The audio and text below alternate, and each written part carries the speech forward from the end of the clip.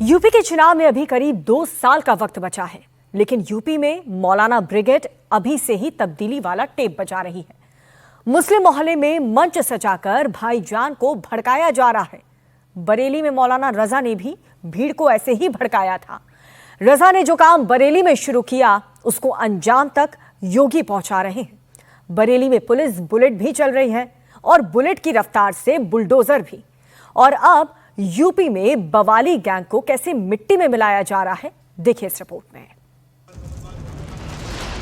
जो मौलाना यूपी में योगी का तख्ता पलटना चाहते हैं, जो मौलाना यूपी में हिंसा की चिंगारी भड़काना चाहते हैं, जो मौलाना भीड़ दिखाकर योगी को चैलेंज करना चाहते हैं, उनको ये तस्वीरें ध्यान से देख लेनी चाहिए। बाबा ने बवाली ब्रिगेड को मिट्टी में मिलाने का काम शुरू कर दिया है। बरेली में पुलिस बुलेट भी चला रही है और बुलेट की रफ्तार से बुलडोजर को भी दौड़ा रही है और बवालियों की कमाई का नेक्सस भी तोड़ा जा रहा है। ये जो पुलिस के कंधे पर लंगड़ा कर चल रहा है, ये बारादरी ताजिम है। ताजिम बरेली छोड़कर भागने की फिराक में था, लेकिन ताजिम बरेली का बॉर्डर क्रॉस कर पाता उससे पहले ही यूपी पुलिस ने इसकी लोकेशन ट्रेस कर ली। गोली इसके बाएं पैर में लगी है। बारादारी ताजिम एक आदतन अपराधी है। बरेली की पुलिस फाइल में इसकी पहचान एक गोकश और गैंगस्टर की है। यह पहले भी गोकशी के आरोप में जेल जा चुका है और अब बरेली हिंसा में इसकी गिरफ्तारी हुई है।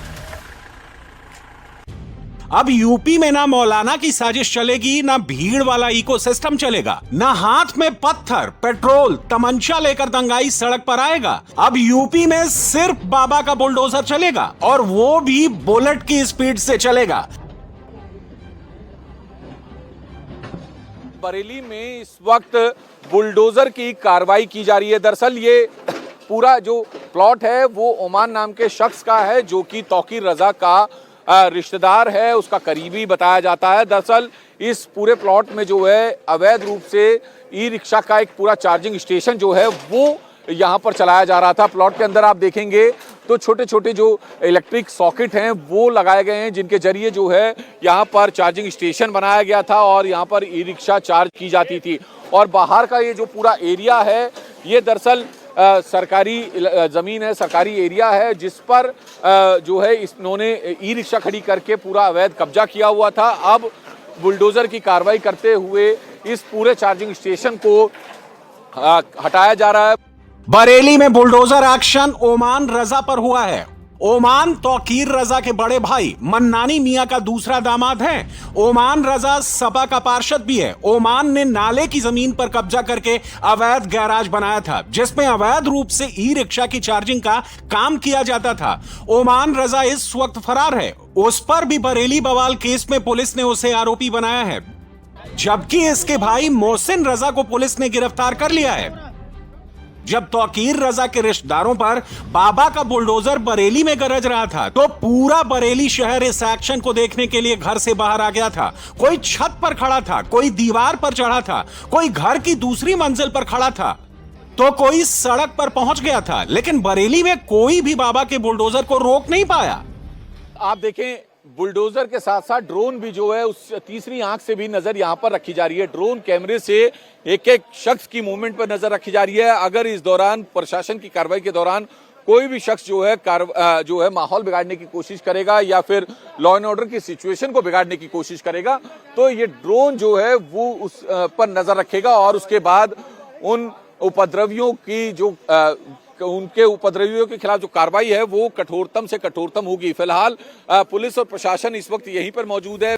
मौलाना तौकीर रजा जेल की सलाखों के पीछे हैं और अब योगी रजा की पूरी बवाली गैंग की कुंडली खोल रहे हैं। बरेली में योगी का सिस्टम बुलडोजर भी चला रहा है और मौलाना ब्रिगेड के करीबियों की अवैध संपत्तियों पर सरकारी ताला और स्याही भी लगाई जा रही है। यह बरेली का हमसफर पैलेस है, इसकी कीमत करोड़ों में है। इसे बरेली विकास प्राधिकरण ने सील कर दिया है। इस पर सरकारी स्याही और ताला लगाया गया है। इस हमसफर पैलेस की कीमत 1 करोड़ से ज्यादा की है। इस मैरिज लॉन का मालिक हाजी शराफत खान तौकीर रजा का करीबी है और इस मैरिज लॉन में तौकीर रजा के राइट हैंड और बरेली हिंसा के दूसरे मास्टरमाइंड नदीम का पैसा भी लगा हुआ है। इस हमसफर पैलेस को प्रशासन ने सील किया है। बताया जा रहा है कि ये तौकीर रजा का जो बेहद करीबी है नदीम, जिसे बरेली पुलिस ने हिंसा के मामले में गिरफ्तार भी किया है। मौलाना तौकीर रजा खुद को मुसलमानों का मसीहा बताता था, लेकिन मौलाना का असल खेल कौम के नाम पर मुसलमानों को अपने साथ जोड़ना और भीड़ की ताकत दिखाकर बरेली में अवैध कब्जे का साम्राज्य खड़ा करने का था। मौलाना ने भीड़ के दम पर करोड़ों का एम्पायर खड़ा कर लिया और योगी का सिस्टम मौलाना के इसी अवैध कमाई के नेक्सस की नस काट रहा है। योगी आदित्यनाथ के ऑपरेशन बरेली में अब तक मौलाना तौकीर रजा और उनके करीबियों की 150 करोड़ की प्रॉपर्टी को सीज किया गया है। इसमें 3 होटल और 1 लॉन भी शामिल है, जिसकी कीमत 30 करोड़ से ज्यादा बताई जा रही है। मजार की आड़ में मौलाना ने बरेली के पौश इलाके में 3 मंजिला बाजार बना लिया था, जिसमें 74 अवैध दुकानें थीं, जिनसे हर महीने लाखों की कमाई आ रही थी। इस मार्केट की कीमत कम से कम 5 करोड़ रुपए है, जिस पर योगी सरकार ने ताला लगा दिया है। बरेली में योगी की पुलिस और सिस्टम का एक्शन देखकर बवाली अब गिड़गिड़ाने लगे हैं, हाथ जोड़कर गुनाहों की माफी मांगने लगे हैं। अफसोस है। योगी की पुलिस दिन रात सर्च ऑपरेशन चलाकर बरेली के बवालियों को ढूंढ कर निकाल रही है। बरेली में पुलिस ने 17 और बवालियों को अरेस्ट किया है, इसमें एक नाबालिग भी है। कुल मिलाकर अब तक 73 बवाली सलाखों के पीछे भेज दिए गए हैं। हम बरेली में मौजूद हैं और ये पुलिस की गिरफ्त में खड़े जो इतने भी लोग दिख रहे हैं, दरअसल ये सभी जो हैं वो बरेली हिंसा के आरोपी हैं, जिन्हें पुलिस ने गिरफ्तार किया है। अब तक इस पूरे मामले में 72 लोगों की गिरफ्तारी हो चुकी है। कि किस तरीके से दंगाइयों को काबू करने के लिए लगातार पुलिस काम कर रही है। इसी दौरान एक शख्स का एनकाउंटर भी जो है वो किया गया है। भैया अफसोस है, अफसोस है जी, बहुत अफसोस, बहुत अफसोस। क्यों चला है पत्थर? बिल्कुल, देखिए अफसोस है। हाँ, अफसोस है। बरेली शहर में 40% मुस्लिम आबादी है और 58% हिंदू आबादी है। यही वजह है कि बरेली में मौलाना की ब्रिगेड बिना डरे सड़क पर उतर आई और बरेली बवाल के प्लानिंग की पूरी डिटेल यूपी पुलिस को मिल गई है। व्हाट्सएप पे ग्रुप बने हुए थे, किसने ये बनाए हुए थे और किस तरह के मैसेज जो हैं वो सर्कुलेट किए जा रहे थे? क्या पत्थर या जो पेट्रोल बम इस तरह की चीज़ों को लाने के लिए भी कहा गया था?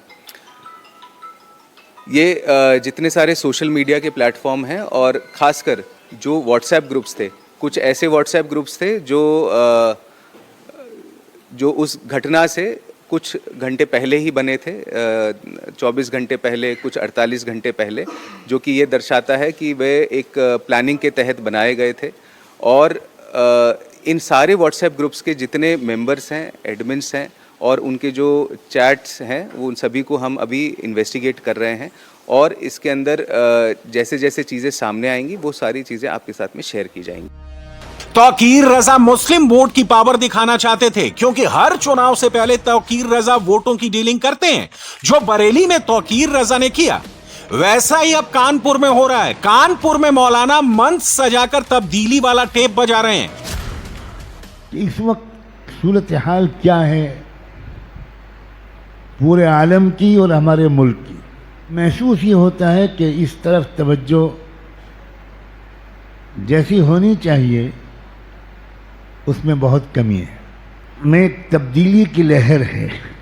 ये मौलाना सज्जाद नुमानी हैं, all India Muslim personal law board के प्रवक्ता हैं, जो मुस्लिम मोहल्ले में लाउड स्पीकर लगाकर भाईजान को भगवा बीजेपी और आरएसएस से डरा रहे हैं।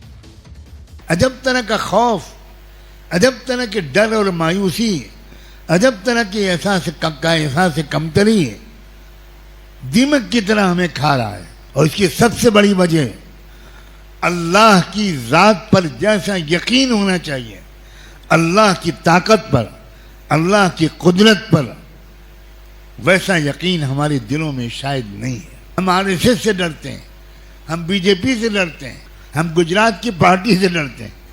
यूपी के विधानसभा चुनाव में अभी 1.5 साल का वक्त है, लेकिन यूपी में मौलाना ब्रिगेड अभी से एक्टिव हो गई है। अभी से मौलानाओं की पिच हाई हो गई है। भाईजान को डराने का काम शुरू हो गया है, क्योंकि सियासत में डरता मुसलमान बड़े काम का होता है। बहुत दिन तक आम लोग सूरत हाल को तमाशाई बनकर नहीं देखा करते।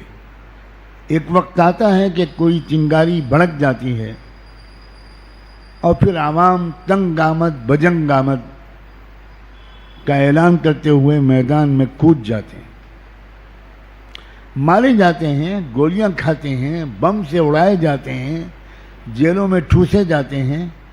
लेकिन आवाम एक वक्त आता है कि ये सब बर्दाश्त कर लेते हैं, लेकिन स्टेटस को बर्दाश्त नहीं करते, तब्दीली चाहते हैं। लेकिन ऐसे मौलाना का क्या होगा? मौलाना ब्रिगेड के मेंबर का क्या होगा? यह बात योगी ने बरेली से पूरी मौलाना ब्रिगेड को समझा दी है। तख्ता पलट के लिए भीड़ तंत्र का सहारा लेने वालों का क्या हाल होगा, वो बाबा ने बरेली में ही क्लियर कर दिया है।